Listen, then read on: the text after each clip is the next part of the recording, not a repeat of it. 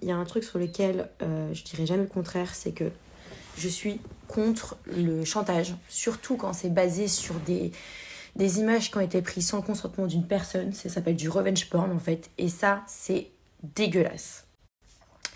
Par contre, ce que je trouve assez drôle, c'est que cette personne se défend donc en jouant sur la solidarité féminine, sur le féminisme, etc. Alors c'est super, hein, tout ça c'est magnifique. Hein.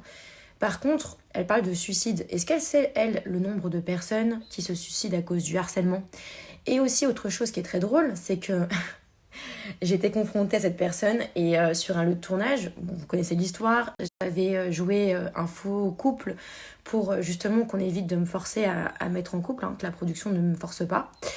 Et tout le monde m'est tombé dessus, tout le monde m'a insulté de pute. Oui, nous sommes au 21e siècle, mais on en est encore là. Donc tout le monde m'est tombé dessus en me disant que j'étais une pute, etc.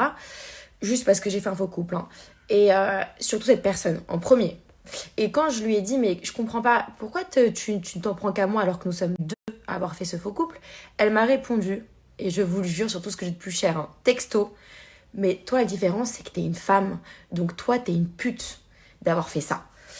Et aujourd'hui, c'est elle qui va jouer sur le suicide, sur le féminisme, sur la solidarité féminine.